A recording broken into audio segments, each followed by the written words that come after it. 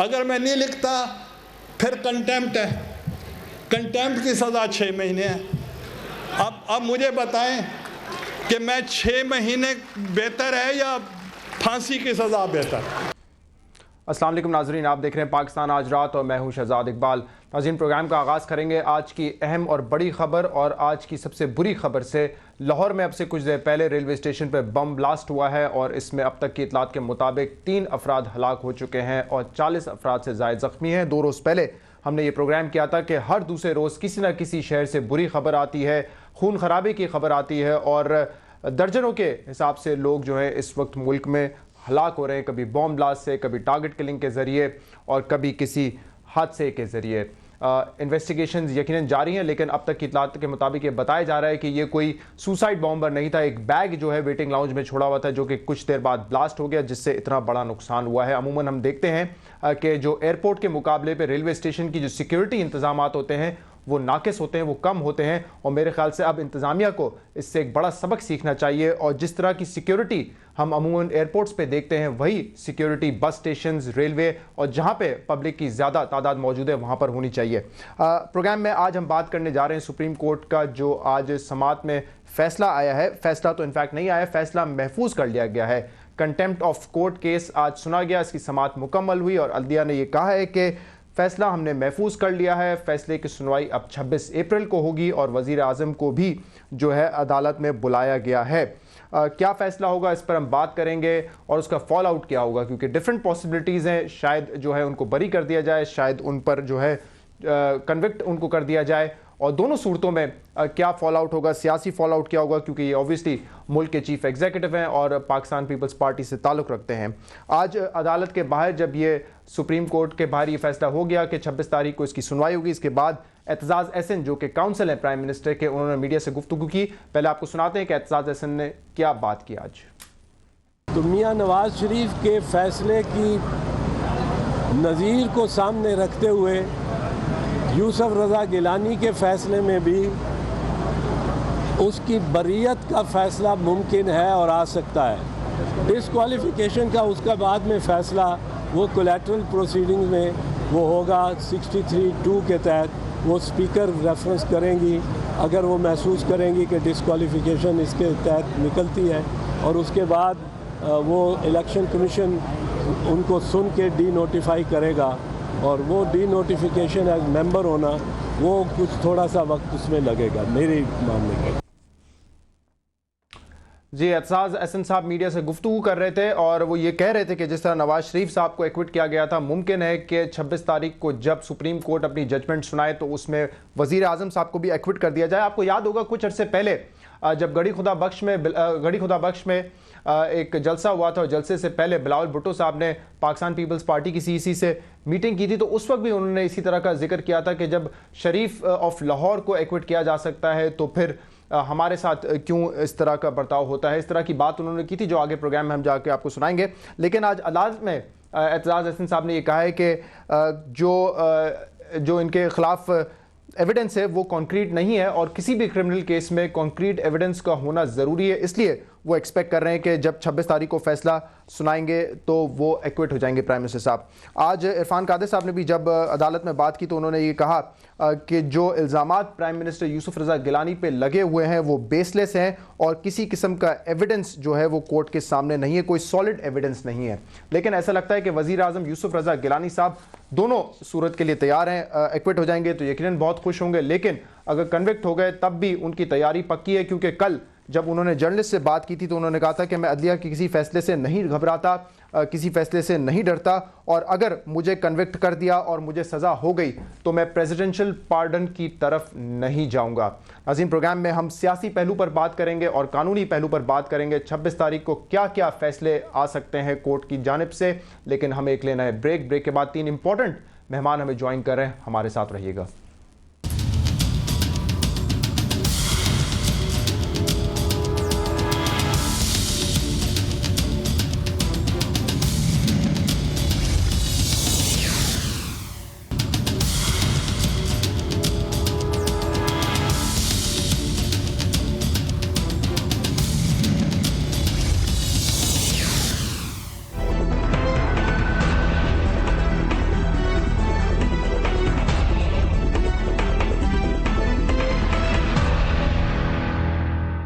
अगर मैं नहीं लिखता फिर कंटेम्प्ट है, कंटेम्प्ट की सज़ा 6 महीने है।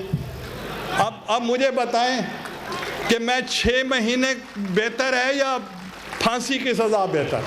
वेलकम बैक टू पाकिस्तान आज रात। प्रोग्राम में आज हम बात करेंगे सुप्रीम कोर्ट जो केस सुन रहा था वज़ीर आज़म के ख़िलाफ़ तौहीन अदालत केस, वो उसकी समाअत आज मुकम्मल हुई। 26 तारीख को फैसला सुनाया जाएगा और वज़ीर आज़म से कहा है कि आप भी कोर्ट में हाजिर हों।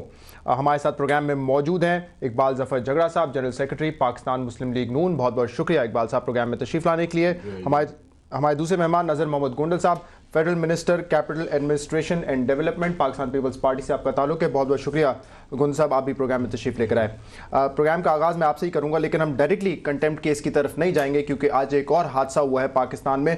2 रोज़ पहले मैंने एक प्रोग्राम किया था जिसमें मैंने बताया था कि हर बड़े शहर से कोई ना कोई बुरी खबर रोज़ाना हमें सुनने को मिलती है, कहीं ना कहीं खून बहाया जाता है और ऐसा लगता है कि इन 3-4 सालों में अगर किसी चीज़ की कीमत में कमी आई है तो वो इंसानी जान की।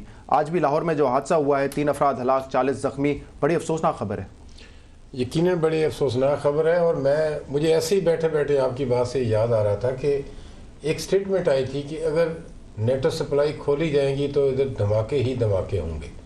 तो मेरा ख्याल में अगर कोई एक बंदा पब्लिकली ये बात कर रहा है, पब्लिकली बात वो कह रहा है, खा वो शेख रशीद साहब हो, खा कोई और दूसरा हो, तो मेरा ख्याल में इन्वेस्टिगेशन तो होनी चाहिए कि इनको कैसे पता है कि नेटो की सप्लाई के बाद धमाके होंगे और वो धमाके कौन करेगा और वो धमाके क्यों होंगे। तहरीक तालिबान ने तो धमकी दे दी थी ना। लेकिन सच्ची बात ये नहीं, तहरीक तालिबान ने नहीं दी है, मतलब किसी ने कोर्ट किसी और ने किया।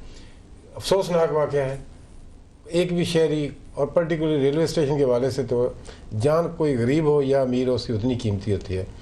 मैं इसकी पुरजोर मजम्मत भी करता हूँ और यकीनन मैं अब खा वो फेडरल गवर्नमेंट की एजेंसीज हूँ, खा प्रोविंशियल गवर्नमेंट की एजेंसीज हूँ, तो we should be more careful, we should be more secured. यकीनन जब ये एक वबा है और जब ये मुसीबत और ये एक लानत हमारे गले में पड़ी है तो हमें इसकी तैयारी के लिए भी यकीनन बहुत सारे फुल प्रूफ इंतजाम करने चाहिए।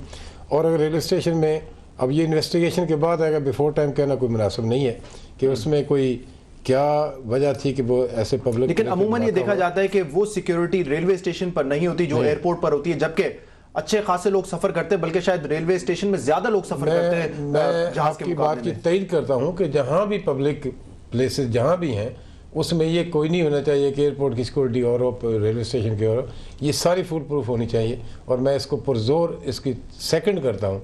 और मेरे ख्याल में कोई भी शख्स ख्वाह सियासी हो गैर सियासी हो, इस इशू पे तो सारों का यकजा है और यकीनन जानों के ज़िया का अफसोस भी है। और अल्लाह ताला ज़ख्मी को सेहत दे और उनके जो यकीनन जो बेचारे शहीद हुए हैं उनके लवाकिन को सब्र जमील अता करे। लेकिन एहतियातन पब्लिक प्लेसेस की सिक्योरिटी के बारे में मैं भी आपके प्रोग्राम के साथ से कहूँगा कि we should be more careful. Government should be more careful, इंतजामिया की जिम्मेदारी है। इकबाल ज़फ़र जगड़ा साहब, एक के बाद एक बुरा इंसिडेंट पाकिस्तान में होता है। अक्सर तो हम ये देखते हैं कि इंटेलिजेंस फेलियर की वजह से पहले से हम उस चीज़ को नहीं रोक पाते। अगर हो जाता है इंसिडेंट, इसके बाद लोगों को पकड़ना एक बड़ा मुश्किल मरहला है। अगर लोग पकड़े जाते हैं तो कभी अदालत उनको छोड़ देती है और कभी जैसे बन्नू में हमने देखा कि तकरीबन 400 लोग जेल टूटी और वो जेल से छुड़ा के ले गए। ऐसे इंसिडेंट हो जाते हैं। तो हम बड़े बड़े फैसले तो कर रहे हैं, लेकिन दूसरी तरफ हमने अपनी जो एडमिनिस्ट्रेशन है, अपनी जो सिक्योरिटी है, वो फुल प्रूफ नहीं की हुई अभी तक। शुक्रिया जी। मैं आपको इस सिलसिले में यही कह सकता हूँ कि सबसे पहले तो ये जो वाक़या है इस पर जितना भी अफसोस किया जाए वो कम है और इसकी हम भरपूर मजम्मत भी करते हैं। लेकिन साथ ही साथ मैं ये ज़रूर कहना चाहता हूँ कि मजम्मतें तो हम बहुत कर चुके हैं, लेकिन सोचना ये पड़ेगा कि ये जो बहरानी कैफियत इस मुल्क में आ चुकी है और ये दहशतगर्दी जो ज़ोर पकड़ रही है, इसको हम कैसे रोकेंगे। मैं 100% गोंड साहब से इत्तेफाक करता हूँ कि एक तो हमें अपनी सिक्योरिटीज़ को बीफ अप करना पड़ेगा और जितनी पब्लिक प्लेसेस हैं, जिस तरह आज ये सामने बात आ रही है कि वहाँ अगर कैमरास होते तो मेरे ख्याल में कि कोई भी या तो हिम्मत ना करता या अगर आता तो फिर उसको आप आइडेंटिफाई भी कर सकते थे। लेकिन अनफॉर्चुनेटली कहा जा रहा है कि वहाँ कैमरास काम नहीं कर रहे थे या ये कहा जा रहा है कि उनको पेमेंट नहीं हुई, लिहाजा वो कैमरास जो हैं वो बंद थे। तो ये चीज़ें जो हैं ये इस पे फिर मैं ये कहूँगा कि अब हुकूमत को ज़्यादा तवज्जो देनी पड़ेगी इन चीज़ों के लिए। पंजाब में तो आपकी हुकूमत है, लाहौर में तो आपकी हुकूमत है, तो रेलवे स्टेशन जो है, रेलवे स्टेशन या रेलवे का महकमा जो है, ये एक मरकज़ी हुकूमत का महकमा है। रेलवे की अपनी मरकज़ी पुलिस होती है, सिक्योरिटी सारी उनकी जिम्मेदारी है, प्रोविंशियल गवर्नमेंट की नहीं है। लेकिन मैं ये भी नहीं कहूँगा, मैं कहता हूँ प्रोविंशियल गवर्नमेंट भी जितना वहाँ पर कुछ एहतियात बरत सकती है बरतें। इसमें मैं ये नहीं कहूँगा कि गवर्नमेंट की अपनी पुलिस है, उनके अपने आईजी है, उनके अपनी इंटेलिजेंस है, तो ये सब चीजें तो उनके पास मौजूद है ना। उसमें तो ये यकीनन जब भी कोई ऐसा हादसा होता है हम ये तो कह सकते हैं ना कम से कम कि इंटेलिजेंस फेलियर था ये। देखिए जी, इंटेलिजेंस फेलियर भी आ जाता है तो फिर वो इसमें इस बहस में तो हमें पढ़ना नहीं चाहिए कि ये सूबा है और ये सेंटर है। ये सब की कलेक्टिव जिम्मेदारी है कि इस मुल्क में जो कुछ हो रहा है इसको हम किस तरह रोकेंगे। सबसे बड़ी बात जो है वो ये कलेक्टिव जिम्मेदारी की है, और अल्लाह के करम से हम कलेक्टिव जिम्मेदारी में बिलीव भी करते हैं और उस पर अमल भी कर रहे हैं। हमने कभी ये बात नहीं की कि जी ये सिर्फ इनकी जिम्मेदारी है, हमारी नहीं है। हम कहते हैं जहाँ हमारी है हम पूरी करें, जहां मुझे लेकिन एक बात याद है शहबाज शरीफ साहब की, जो मैं कहना जरूरी समझता हूं। एक दफा उन्होंने यूनिवर्सिटी में ये कहा था कि पता नहीं पंजाब में क्यों हमले होते हैं, पंजाब में तो हमले नहीं होने चाहिए। इस तरह की बात उन्होंने की थी। नहीं, ऐसी कोई बात है नहीं, आपको याद होगा। ये चीजें जो है मैं कभी वो नहीं करता, डिस्कस नहीं करता। मैं चाहता हूँ कि जो भी बात करें तो वो कोई इस तरह पॉजिटिव बात हो जिससे कि हम अपने लोगों को भी कोई पैगाम दे सकें कि हम जो बात कर रहे हैं तो वो कोई इस मुल्क और कौम की बेहतरी के लिए कर रहे हैं, ना कि एक दूसरे पे कीचड़ उछालने के लिए या खुदा ना खास्ता क्रिटिसिज्म के लिए। ये चीज़ मैं हमेशा अवॉइड करता हूँ और मैं समझता हूँ कि गुल साहब भी इसी तबीयत पे। मैं ऐड करूँगा ज़फ़र इकबाल झगड़ा साहब की इस बात को कि इस किस्म के इंसिडेंट्स पे अनफॉर्चुनेटली हमारे बहुत सारे लोग स्टेटमेंट देते हैं जो नहीं देनी चाहिए। मसलन अगर कोई जहाज़ का हादसा हुआ है तो मैंने अपने कानों से सुना है कि लोगों ने अजीब किस्म की बयानात दिए हैं, तो उस पर भी सियासत होती है। उस पर भी मैं ये समझता हूँ कि लॉ एंड ऑर्डर हो लेकिन जानों का ज़या ये बहुत ही अफसोसनाक वाक़या होता है। इस पे तो अब मसलन ये कहें कि जी नहीं वो रेलवे की लैंड है, वो फेडरल गवर्नमेंट का डिपार्टमेंट है, मैं कहूँ नहीं जी वो सूबे की जिम्मेदारी है। ये कलेक्टिव जिम्मेदारी है, मैंने पहले भी अर्ज़ की है, अब भी मेरे इसमें मैं उन दोस्तों को यकीनन आपके साथ से कहूँगा कि खुदारा लाशों पे पॉलिटिक्स नहीं करनी चाहिए, ना करें। और इसके जितने भी एक आम शहरी के हवाले से, गवर्नमेंट के हवाले से, जो भी बंदा जिस पोजीशन में है इस पे उसे सीरियसली लेना चाहिए और जिस हद तक हो सके इसमें गवर्नमेंट को सपोर्ट करना चाहिए, पब्लिक को सपोर्ट करना चाहिए। जान तो बड़ी कीमती है और अल्लाह ताला सबको मैं समझता हूँ महफूज रखे। आपकी बातें बिल्कुल सही, आप दोनों तो बड़े सीनियर लोग हैं और यकीनन आप लोग नहीं उलझते इस तरह की ब्लेम गेम में, लेकिन अवाम तो जवाब मांगती है ना कि तहफ़्फ़ुज़ क्यों नहीं दिया गया, सिक्योरिटी क्यों नहीं प्रोवाइड की गई। ये जायज़ सवाल है, अवाम का ये मुतालबा जायज़ है और इसकी हम तईद करते हैं। लेकिन मैं दूसरी बात कर रहा हूँ कि उस वक्त उनके जज्बात के साथ इस किस्म की स्टेटमेंट भी नहीं देनी चाहिए। ठीक है, चलें अब मैं बढ़ना चाहूँगा उस केस की तरफ जिस पर आज हम प्रोग्राम कर रहे हैं। कंटेम्प्ट ऑफ केस की समाअत आज मुकम्मल हो गई है, क्या होने वाला है 26 तारीख के बाद गुंदल साहब? देखो जी, इत्तेफाक से मैं रेगुलर विजिटर रहा हूँ इस पूरे केस में जी, और अब तो मैं लीगल या लॉ एक्सपर्ट ज़रूर नहीं हूँ, लेकिन मैंने जो समाअत सुनी है उसमें हमारे जो प्राइम मिनिस्टर साहब के काउंसिल हैं चौधरी एजाज हसन साहब, उन्होंने बहुत सारी, कोई मेरा ख्याल में जितनी मेहनत उन्होंने की है और जितनी उन्होंने अपने पाकिस्तान के, इंडिया के, यूरोप के, अमेरिका के रेफरेंस दिए हैं, तो उन्होंने अपना केस बहुत अच्छे तरीके से प्लीड किया है। और आज जो फाइनल उन्होंने कंक्लूड किया, मैं भी उधर मौजूद था, उन्होंने 2 रेफरेंस पे पूरा फोकस किया है। उन्होंने कहा जी कॉन्स्टिट्यूशनल और ट्रायल, क्रिमिनल ट्रायल में एक बुनियादी फ़र्क है। उन्होंने मिसाल दी थी मियां मोहम्मद नवाज शरीफ साहब के तियारा अगवा केस की कि एक उसी सुप्रीम कोर्ट के बेंच ने तियारा केस में एक कॉन्स्टिट्यूशनली करार दिया था, मियां मोहम्मद नवाज शरीफ को गुनहगार करार दिया था कि उनकी डायरेक्शन पे तियारा जो है हाईजैक किया गया। 2009 में वो बरी हो गए, लेकिन 2009 में that was a criminal trial. ये उनका फोकस ये था कि क्रिमिनल ट्रायल में शक का फ़ायदा हमेशा मुल्ज़म को जाता है और कॉन्स्टिट्यूशनल में ऐसा नहीं है। इसी तरीके से उन्होंने कहा कि अगर कोई आप कॉन्स्टिट्यूशनल बात करते हैं प्राइम मिनिस्टर के हवाले से तो वो और है। It is contempt case, it is a criminal trial. Trial में शक का फ़ायदा सारा जो है वो यूसुफ गिलानी साहब को जाएगा और उसमें उन्होंने एविडेंस की बात की, उन्होंने मनमोहन सिंह के केस का रेफरेंस दिया। मनमोहन सिंह का केस इसी तरह है, कोई एक स्कैम है उधर इंडिया में जी, जिसमें उन्होंने मनमोहन सिंह को शक का फायदा देकर इसको बरी किया है। जिसमें उन्होंने कहा था कि मेरे स्पेकुलेशंस पर जो है कोई जो है समात नहीं हो सकती, उनको नहीं बुलाया जा सकता। लेकिन यहाँ तो अदलिया का एक फैसला था जो कि वो बार बार कह रहे थे आप इसको इंप्लीमेंट करें, पहले अगर आपकी नॉलेज में नहीं था तो अब हमने डाल दिया। लेकिन आपकी जो एतजाज अहसन साहब है, वजीर आजम साहब है, उनका मौकिफ तो अपना था ना कि हम लोग लिख ही नहीं सकते, फेयर ट्रायल नहीं हुआ, इस तरह के उनके पास। उन्होंने ये कभी नहीं कहा हम नहीं लिख सकते। उन्होंने कहा है हमेशा कि खत लिखने में कोई हर्ज नहीं है, लेकिन ना लिखने में भी हर्ज नहीं है। नहीं, खत लिखना चाहिए, लेकिन फॉर द प्रेजेंट टाइम, जब तक प्रेसिडेंट इस सीट पे हैं, जब तक वो सदर पाकिस्तान हैं, खत नहीं लिखा जा सकता, नहीं लिखना चाहिए। उनका मौक़िफ़ ये है, और वो इस फैसले को कभी नहीं कहते कि हम नहीं मानेंगे, वो कहते हैं फॉर द टाइम बीइंग इस फैसले को पेंडिंग करना चाहिए। जब प्रेसिडेंट ओहदे पे नहीं होंगे तो ये खत उस वक्त लिखा जा सकेगा और लिखा जाना चाहिए। उनका ये बड़ा वाज़ेह मौक़िफ़ है। हाँ। उन्होंने कभी ये नहीं कहा। अच्छा, मैं झगड़ा साहब से पूछूंगा कि झगड़ा साहब बार बार ये मियां नवाज शरीफ की मिसाल क्यों दी जाती है? मैंने अपने इंट्रोडक्शन में भी कहा, आज भी जैसे कि गुंदल साहब फरमा रहे हैं कि अदलिया में ये बात हुई कि नवाज शरीफ साहब को एक्विट कर दिया 2009 में हाईजैकिंग केस में। 4 अप्रैल को जब सीसी से खिताब कर रहे थे बिलावल भुट्टो साहब जो कि चेयरमैन है पाकिस्तान पीपल्स पार्टी के, तो उन्होंने उस वक्त भी ये मिसाल दी थी कि शरीफ ऑफ लाहौर को तो बरी कर दिया जाता है लेकिन हमारे साथ जो है वो नाइंसाफ़ी जैसी हो रही है, इस तरह की बात उन्होंने की थी। तो बार बार ये शरीफ बरादरान का जिक्र क्यों आ जाता है? This is very unfortunate, I must say that, क्योंकि जो क्या इंप्रेशन देने की कोशिश की जा रही है? इंप्रेशन तो ये दिया जाता है कि शायद हमारी जुडिशरी जो है वो इंडिपेंडेंट नहीं है और वो फैसले जो है मेरिट पे नहीं करती बल्कि ज़ाती बुनियादों पे करती है। No, this is not true. देखिए जी, ये जुडिशरी जो बहाल हुई है और जिस तरह बहाल हुई है वो सिर्फ नवाज शरीफ ने तो बहाल नहीं किया, नवाज शरीफ ने एक किरदार अदा किया है, लेकिन उसमें देखें सिविल सोसाइटी भी इन्वॉल्व है, उसमें लीगल फ्रेटर्निटी भी इन्वॉल्व है और सब इनकी पार्टी भी इन्वॉल्व थी। इनकी पार्टी हमारे साथ मिलकर ये जो हमने तहरीक चलाई थी ARD में, हम मिलकर ये सारी तहरीक चला रहे थे। लेकिन अब सवाल ये पैदा होता है कि यहाँ आज हर एक चीज में नवाज शरीफ का नाम लिया जा रहा है।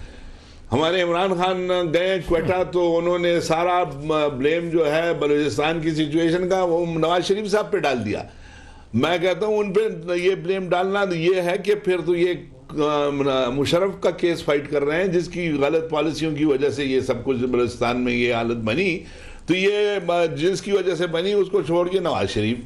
अच्छा, अगर कोर्ट की बात आती है नवाज शरीफ, उसकी वजह यह है, मैं ये समझता हूँ कि Nawaz Sharif being the most popular leader of this country, ये तमाम जमातें खाइफ हैं उनकी मकबूलियत से और वो समझते हैं कि इस तरह करने से हम उनकी मकबूलियत में डेंट डाल सकेंगे। आज जो एतजाज साहब की मिसाल थी या बिलावल भुट्टो साहब की मिसाल थी वो मकबूलियत की वजह से नहीं थी, वो सिर्फ ये इंप्रेशन देना चाह रहे थे कि अदलिया का झुकाव शायद नून लीग की तरफ है, उनके केसेस पे वो माफ हो जाते हैं। देखें मेरी बात सुनिए, मैं आपको एक बात with full confidence and guarantee कह सकता हूं कि नवाज शरीफ आज तक आपके चीफ जस्टिस के साथ न मिले हैं, न उनको सही तरह जानते हैं।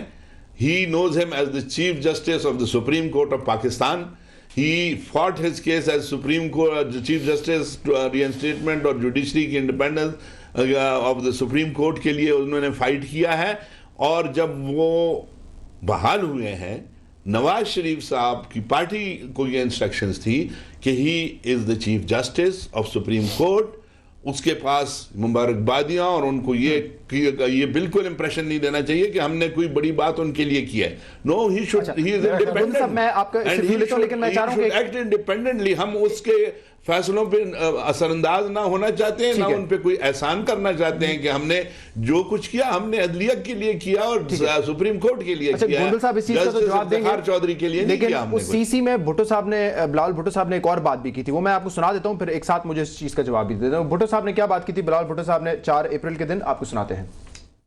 The courts are dangerously close to repeating the mistakes of the past. They should resist the temptation to obey the dictation of the establishment. जी, ये बात का जवाब भी दे दें कि कोर्ट्स वापस पुरानी गलतियां दोहराने के बहुत करीब हैं और उनको रेजिस्ट करना चाहिए temptation to obey the establishment, dictation from the अभी establishment? तो मैंने अपने चेयरमैन की स्टेटमेंट नहीं सुन सका, लेकिन मुझे पता है जो कुछ उन्होंने कहा, इसलिए मैं बात करने की पोजीशन में हूँ। देखो, जो एक तारीख के सफ़ात हैं उनको आप बंद नहीं कर सकते। तारीख हमेशा ओपन होती है और हमेशा रहेगी। चेयरमैन साहब ने जो बात की है, बिलावल भुट्टो जरदारी साहब ने, उन्होंने कहा कि जी भुट्टो शहीद को जुडिशल मर्डर हुआ, और इसमें वो नहीं कह रहा, बिलावल भुट्टो जरदारी साहब नहीं कह रहा है, उसमें तारीख कह रही है, और उस वक़्त के बेंच के जजेस कह रहे हैं, अपना वो शाह साहब कह रहे हैं, क्या वो छोटे क्या नाम था उनका, जज साहब, नाम मेरे जहन से भी निकल गया। हाँ जी, वो उन्होंने खुद कहा है कि हम पे प्रेशर था और हमने ये फैसला गलत किया, और तारीख ने कहा कि ये जुडिशल मर्डर है, जिसका रेफरेंस बिलावल साहब ने दिया। दूसरा एक तारीखी हकीकत है कि मोहतरम बेनज़ीर भुट्टो की हुकूमत डिज़ाल्व हुई और वो बहाल नहीं हुई, सुप्रीम कोर्ट ने बहाल नहीं की। ये एक तारीखी हकीकत है। तो अभी भी क्या ये यही एक तारीखी हकीकत है। मैं एक मिनट, जो उन्होंने रेफरेंस दी, तारीख तो हम सबको पता है ना, नहीं, पता नहीं है, इस वक्त पे बात करें ना, उन्होंने वही, इस वक्त क्या किसी किस्म का आप समझते हैं? सवाल सुनिए मेरा। मैं वही बात कर रहा हूँ कि ये भी एक तारीख है कि जब नवाज शरीफ साहब की हुकूमत डिज़ाल्व होती है तो सुप्रीम कोर्ट उसको बहाल कर देती है।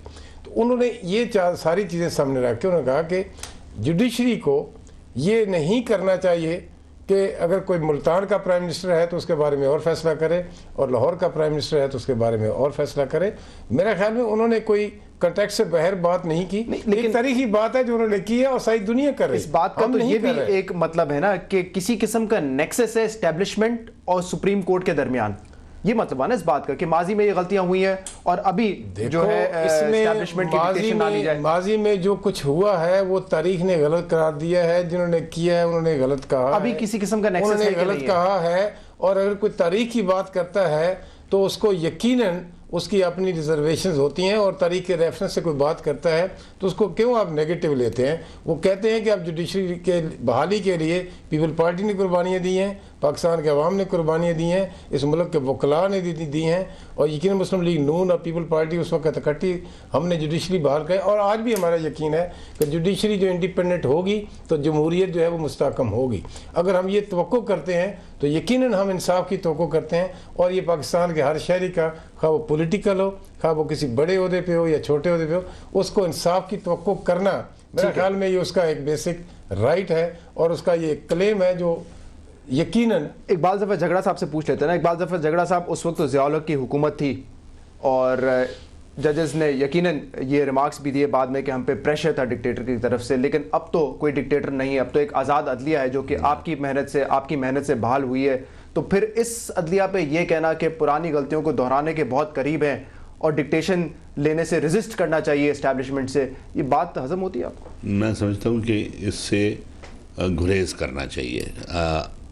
अब बिलावल साहब जो है एक जमात के एक बहुत अहम ओहदे पर सरबराह बन के बैठे हुए हैं, तो उनके लिए तो सब इस वक्त एक ही नज़र से सारे मुल्क को देखना चाहिए, और इस किस्म के चक्रों में उनको पढ़ना ही नहीं चाहिए। मैं समझता हूँ कि आज जुडिशरी जो है उनको भी पता है और हमें भी पता है कि बिल्कुल मेरिट पे और आज़ादी से काम कर रही है, कोई किसी के अंडर प्रेशर नहीं आ रही है judiciary.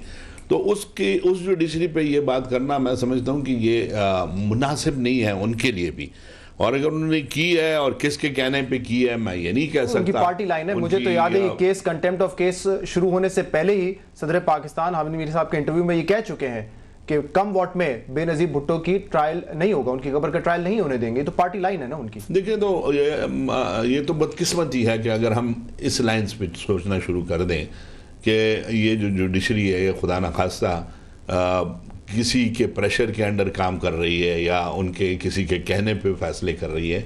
No, not at all. This तारीख ये चीज़ें सारी साबित करेगी। अच्छा, इंशाल्लाह जो मैं आज कह रहा हूँ बिल्कुल ऑन रिकॉर्ड कह रहा हूँ और कॉन्फिडेंस से कह रहा हूँ कि आज की अदलिया को अगर कोई ये कहता है कि ये किसी के कहने पे या किसी के अंडर प्रेशर काम कर रही है या किसी के तरफदारी कर रही है, बिल्कुल गलत होगा। वो जो भी कर रहे हैं मैं समझता हूँ कि वो जो चीज़ सही समझते हैं उस लाइन्स पे काम कर रहे हैं। ठीक है, मुझे एक ब्रेक की तरफ जाना है। इस प्रोग्राम में अतर मिनुल्लाह साहब ने भी हमें ज्वाइन करना था, एडवोकेट सुप्रीम कोर्ट। अगर वो होते तो हमें इस जो 26 तारीख को फैसला सुनाया जाएगा उसकी मुमकिनात भी बता सकते थे कि क्या क्या पॉसिबल आउटकम्स हैं और उसका फॉल आउट क्या होगा, किस तरीके से अगर डिस्क्वालिफिकेशन तक बात पहुंचती है, अगर मैं कह रहा हूं कि डिस्क्वालिफिकेशन तक बात पहुंची है तो उसका प्रोसेस क्या होगा, ये सब वो हमें जो एक्सप्लेन कर सकते थे। एक ब्रेक के बाद हम मजीद बात करेंगे अपने मेहमानों से। नाज़रीन हमारे साथ रहिएगा।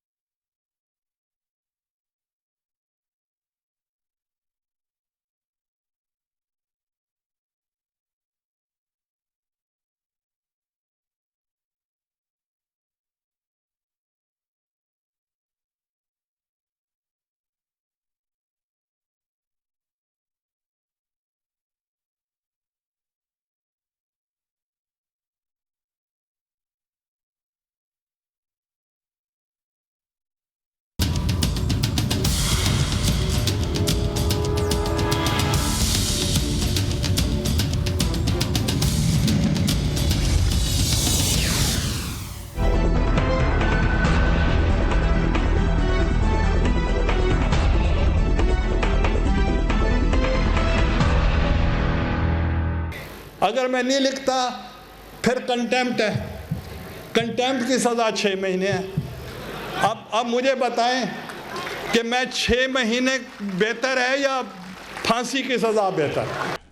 Welcome back to Pakistan. आज रात कंटेम्प्ट ऑफ केस की आज जो समाअत थी वो मुकम्मल हो गई। 26 तारीख को इसका फैसला सुनाएंगी कोर्ट। इस वक्त हमारे साथ टेलीफोन लाइन पर मौजूद हैं जस्टिस रिटायर्ड तारिक महमूद साहब, उनसे बात करते हैं। जस्टिस साहब बहुत बहुत शुक्रिया प्रोग्राम में हमें ज्वाइन करने के लिए। ये बताएगा कि 26 तारीख को फैसला मुतवक्किल है और तमाम लोगों की नज़रें उस फैसले पर हैं कि क्या फैसला सुप्रीम कोर्ट सुनाएगी।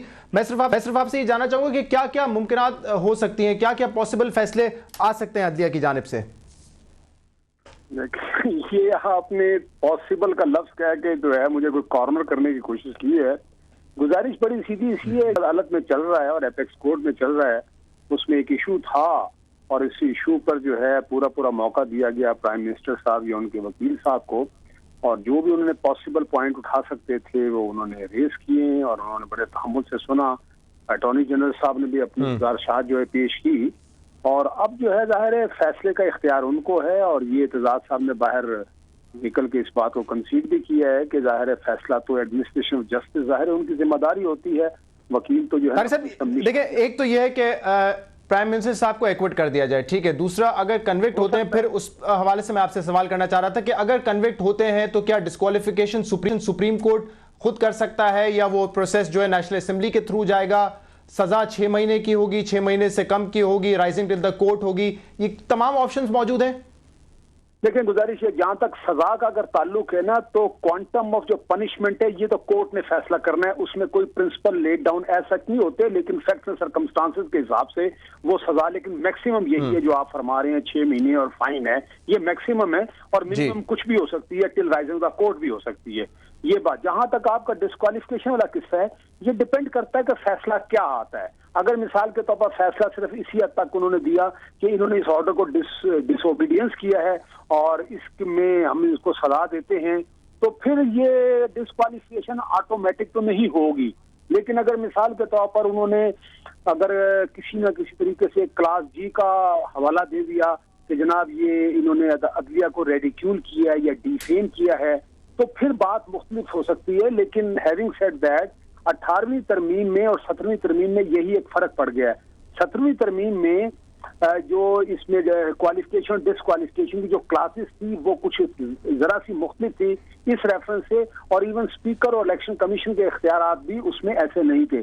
मुझे ऐसा लगता है कि जिस वक्त ये 18वीं तरमीम का ये सारा काम हो रहा था, क्योंकि पार्लियामेंट में तो ऐसा डिबेट नहीं हुई, हर पार्टी के लोग वहां पर एक कमेटी में गए और उन्होंने अंदर क्लोज डोर में बैठ के बातें की, तो जिस चीज के जितने मुतालबात थे, चाहे खैबर पख्तूनख्वा की बात थी, कंकरेंट लिस्ट की बात थी, तो मेरा ख्याल हर एक ने अपने आप को उसी हद तक कन्फाइन रखा, और उसका रिजल्ट ये हुआ कि इसमें जो है ना, अब स्पीकर के पास भी कुछ इख्तियारात हैं और ये जो है आपके इलेक्शन कमीशन के पास भी है। लेकिन हैविंग सेड ऑल दिस, ये डिपेंड करता है कि सुप्रीम कोर्ट फैसला क्या करती है, और जब फैसला आएगा तो फिर उसको पता चलेगा कि इसका क्या फॉल आउट होगा और क्या कॉन्सिक्वेंस हो सकते हैं।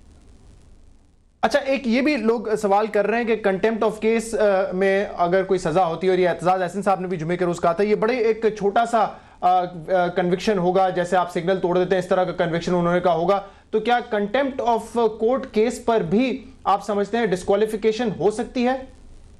देखें, अगर डिस्क्वालिफिकेशन उस सूरत में हो सकती है अगर क्लास जी ऑफ आर्टिकल 63 जो है अट्रैक्ट कर गया।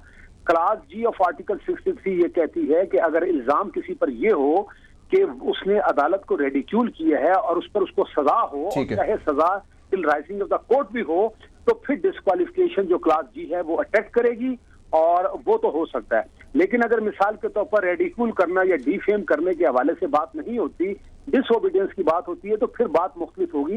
लेकिन ये जितनी बातें मैं कह रहा हूँ वो subject to the decision of the court कर रहा हूँ, मैं प्रज्यूम कर रहा हूँ कुछ चीजों पर, क्योंकि आप इसरार कर रहे हैं, लेकिन बहरहाल फैसला अदालत ने करना है, इख्तियार भी उनको है, वो जब फैसला देंगे तब बात जो है ना क्लियर होगी कि इसके क्या कॉन्सिक्वेंस होंगे या नहीं होंगे। एब्सोल्युटली। एक और बात एतजाज एहसन साहब ने उस दिन जुमे के रोज की थी मीडिया से, उन्होंने कहा parliament has power to reverse any judgment of any court. क्या ये मुमकिन है कि कोर्ट का कोई फैसला है और पार्लियामेंट उस फैसले को बिल्कुल तब्दील कर दे, नल एंड वॉइड करके उसको खत्म कर दे? ये पॉसिबल है क्या? देखें, अब मेरा ख्याल थोड़ा सा वक्त गुजर चुका है, जो एतजाज साहब ने बात की ना, पुरानी बात भी है। ये तो शायद इस बात चल भी रही थी कि ये जो खास तौर पर 78 ऑफ एनआरओ जजमेंट है, इसके हवाले से शायद इन्होंने इस बात को कंसीडर किया, क्योंकि सिंपल मेजॉरिटी के साथ उन्होंने, मतलब ये एक उनकी सोच थी कि इसको नलीफाई करने की सोच रहे थे। लेकिन अब बात ये ना, वो मेरा ख्याल वक्त तो गुजर चुका है, क्योंकि कल जो है अब ये शायद मुमकिन नहीं होगा कि कल जो है दोनों हाउसों के जो है वो इजलास भी अलग अलग तलब किए जाएं और ये वहां पर कानून पेश किया जाए कि ये जो 178 पैरा ये इसका कोई इफेक्ट नहीं होगा और कल रात तक एक्ट भी पास हो जाए। तो ये जरा मुमकिन नजर नहीं आता, और मेरा ख्याल है कि अब ये नहीं। और जहां तक बात है कि सजा के बाद का किस्सा है, तो देखें सजा के बाद का जो किस्सा है वो भी आईनी तौर पर मुझे होता हुआ नजर नहीं आता। उसकी वजह ये है कि देखें, जब रहमान मलिक साहब का केस था, जब उनको कन्विक्शन हुई थी, तो प्राइम मिनिस्टर साहब ने एडवाइस किया था जी प्रेसिडेंट को, जो कि बाइंडिंग होती है, कि आप इनकी सजा खत्म कर दें। लेकिन यहाँ पर प्राइम मिनिस्टर खुद एक एक्यूज हैं, अगर खुदा न खासा उनको सजा होती है तो ये मुमकिन नहीं है हमारे पार्लियामेंट्री सिस्टम में कि वो खुद एडवाइस करें। है वो खुद एडवाइस कर रहा है प्रेसिडेंट को कि मेरी सजा खत्म कर दी जाए। तो खैर, कल प्राइम मिनिस्टर साहब ने कहा है कि वैसे भी मैं पार्डन के लिए नहीं जाऊंगा, अगर मुझे सजा होती है तो मैं सजा काटूंगा, पार्डन के लिए नहीं जाऊंगा। बहुत बहुत शुक्रिया हमसे बात करने के लिए जस्टिस रिटायर्ड तारिक महमूद साहब। ये तो उन्होंने एक पॉलिटिकल बात अच्छा। की कि मैं जाऊंगा नहीं, आम लोगों को तो ये बात समझ नहीं आती। लेकिन मैं ये कह रहा हूं कि हमारा जो फ्रेमवर्क है कॉन्स्टिट्यूशन का, लेकिन मैं सिंपल बात करता हूं, मिसाल के तौर पर मुझे सजा होती है और आप प्रेसिडेंट हैं, तो मैं अपनी सजा के, क्योंकि एडवाइस बाइंडिंग होती है, मैं अपनी सजा के खिलाफ के बारे में आपको खुद कह रहा हूं, एडवाइस कर रहा हूं, और जो बाइंडिंग है कि आप मेरी सजा माफ कर दें, तो ये बड़ी रेडिकुलस की बात हो जाएगी। उन्होंने जो बात की है वो उनको शायद कानूनी और आईनी पोजीशन का पता था, लेकिन चूंकि पॉलिटिकल आदमी है तो उन्होंने इसको पॉलिटिकल ट्विस्ट देकर बात की है, लेकिन कानूनी बात दुरुस्त तारिक साहब हो नहीं सकता जी। राइट, बहुत बहुत शुक्रिया तारिक साहब हमसे बात करने के लिए। एक लोगों का परसेप्शन है और ये बात हर हलके में इस वक्त हो रही है कि जानबूझ के डिस्क्वालिफिकेशन की तरफ जाने की कोशिश भी की गई है और फैसला कर चुकी है पाकिस्तान पीपल्स पार्टी के प्राइम मिनिस्टर साहब डिस्क्वालीफाई होंगे और फिर सियासी तौर पे वो अपने आप को शहीद कहलवाने की कोशिश करेंगे। सराय की सूबे की आवाज़ भी लगा दी है, तो साउथ पंजाब से भी सिंपैथी मिल जाएगी, सिंध से भी सिंपैथी मिल जाएगी। क्या ये पीपल्स पार्टी का प्लान है? नहीं, कतई ऐसा नहीं है। लेकिन इस सवाल का जवाब मैं अगर बाद में दे दूं, पहले वक्त का मैं जल्दी आप देते विजुअल थिंकिंग जो मेरे भाई ने कही है कि जुडिशरी पे तवक्को करनी चाहिए कि वो इंसाफ करेगी। यस, मैं तवक्को करता हूँ कि वो इंसाफ करेगी। लेकिन जो मेरे चेयरमैन के बारे में बात हुई है कि जो उन्होंने तारीखी हवाले दिए हैं, तो मैं कहता हूँ कि कामयाब इदारों की, कामयाब कौमों की, कामयाब मुल्कों की जो गाइडलाइन लेते हैं वो हमेशा माजी से लेते हैं, अपनी तारीख से लेते हैं। तो जो चेयरमैन साहब ने बात की है कि हम और उन्होंने ये तवक्को किया है कि हम माजी की गलतियों को कोई भी इदारा, खा वो एग्जेक्टिव हो, खा वो जुडिशरी, वो नहीं दोहराएगी। और आपने देखा होगा कि एग्जेक्टिव में क्या क्या नहीं होता था। जब पीपल पार्टी की गवर्नमेंट जाती थी, मुस्लिम लीग नून की विक्टिमाइजेशन आसमान पे होती थी। आज गवर्नमेंट पीपल पार्टी की है, लेकिन कोई भी सियासी विक्टिमाइजेशन का एक भी बंदा जेल में इस वक्त नहीं है। अगर हम नहीं रिपीट कर रहे तो वो चेयरमैन साहब का कहना था कि इंशाल्लाह जुडिशरी भी रिपीट नहीं करेगी। तो जहाँ तक तल्लुक़ है आपके मौजूदा सवाल का, तो पीपल पार्टी यकीनन उस फैसले को तस्लीम करेगी। ये वो प्राइम मिनिस्टर साहब भी कह चुके हैं, प्रेसिडेंट साहब का भी ये ख्याल है। लेकिन अगर कोई ये कहता है कि हमारी हुकूमत चली जाए और हम शहीद हो जाएं, तो मेरे ख्याल में ये एक टेस्ट ऑफ द टंग है। अलावा ऐसा कोई प्लान नहीं है, ऐसी कोई स्ट्रेटजी नहीं है। ऐसी हम अपनी हुकूमत को क्यों डिसॉल्व कहते हैं ना 4 साल में कुछ डिलीवर किया नहीं, आवाम के लिए कुछ किया नहीं, तो इसलिए अब यही एक तरीका है कि अगले इलेक्शन में आप कुछ सिंपैथी हासिल करें। लोगों का ये ख्याल जरूर होगा, लेकिन हमारे अगर आप बाई इलेक्शंस के रिजल्ट्स देखें, हमारी परफॉर्मेंस देखें, तो बाई इलेक्शन तो सर आप वजीर आज़म का बेटा अगर बाई इलेक्शन लड़ेगा अपने हल्के में, 90,000 वोट क्यों नहीं मिलेंगे? भाई बाई इलेक्शन में पंजाब के हल्कों से हमने इलेक्शन जीते हैं और पंजाब की गवर्नमेंट ने पूरे तरीके से हमारे इलेक्शन में कंटेस्ट किया है, हराने की कोशिश की है। तमाम पावर उनके पास थी, एडमिनिस्ट्रेशन के पास थी। उसके बाद उस वक्त में एक सवाल मैं इकबाल ज़फ़र झगड़ा साहब से इसी पे करना चाहूँगा। इकबाल ज़फ़र झगड़ा साहब, आज पाकिस्तान पीपल्स पार्टी के बहुत सारे ऐसे मुखालफिन हैं जो कि समझते हैं कि जुल्फ़िकार अली भुट्टो साहब का फैसला सही नहीं था। मुखालफिन की मैं बात कर रहा हूँ, लेकिन आपके ख्याल में अगर कन्विक्शन होती है यूसुफ रज़ा गिलानी साहब के खिलाफ, तो क्या सिंपैथी हासिल कर पाएगी? क्या वो सियासी शहीद कहलाएंगे, या आपके ख्याल में इंडिपेंडेंट जुडिशरी के बाद इसका सवाल ही पैदा नहीं होता? मैं समझता हूँ कि इंडिपेंडेंट जुडिशरी, जिस तरह मैंने पहले स्टैंड लिया है, ये बिलीव करती है, इस वक्त हमारे काम भी ये बिलीव करती है कि इंडिपेंडेंट जुडिशरी है। इसलिए अगर वो फैसला करेंगे तो मैं ये समझता हूँ कि अगर कोई ये कहता है कि इससे हमें सिंपैथीज मिलेंगी, तो ये गलत सोच है। और मैं ये भी कहता हूँ, जिस तरह गोंदल साहब ने कहा, कि इनकी जमात से भी मेरे ख्याल में कि ये एक्सपेक्टेशन करना कि वो इस चीज़ को लेकर शहीद बनकर या प्राइम मिनिस्टर के खिलाफ वो कोई बात आएगी तो उससे सिंपैथीज हासिल करेंगे, ये मेरे ख्याल में ये चीज़ें बड़ी एम्बैरेसिंग बात नहीं होगी पाकिस्तान के लिए। बड़ी अवेयरनेस आ चुकी है लोगों में, और इससे ये नहीं कि इस फैसले से जी लोगों की सोच बदल जाएगी और इनको जो है तो वोट जो नहीं मिल रहे। कितनी एम्बैरेसिंग बात होगी पाकिस्तान के लिए कि वजीर आजम ने अदलिया का फैसला नहीं माना और वो कन्विक्टेड हो गए। देखिए जी, ये तो होता है, अदलिया का काम यही है चाहे वो वजीर आजम हो, चाहे एक शहरी हो, जी। अदलिया के लिए सब बराबर हैं। बहुत बहुत शुक्रिया। और लेकिन जो भी वजीर आजम साहब के लिए नहीं है। वजीर आजम साहब कहते हैं कि मैं प्राइम मिनिस्टर हूं, मैं प्यून नहीं हूं। तो इसका मतलब वजीर आजम की जहन में कहीं ये बात है कि प्यून के लिए अलग कानून होना चाहिए और वजीर आजम के लिए अलग कानून होना चाहिए। उन्होंने कानून अपने सबके अख्तियारात लिए के हवाले से बात की है, ठीक है। और उसका अगर आप क्वेश्चन आपके सामने नहीं, होता मेरे तो पास फिर ये वक्त नहीं है, लेकिन इस पर हम जरूर बात करेंगे। नजर गोंदल साहब बहुत बहुत शुक्रिया, इकबाल जफर जगड़ साहब बहुत बहुत शुक्रिया। नाज़रीन, फीडबैक आप हमें दे सकते हैं फेसबुक के पेज पर और ईमेल के जरिए। टीम आपसे मुलाकात करेगी कल रात। इजाजत दीजिए और आप देखते रहिए CNBC पाकिस्तान।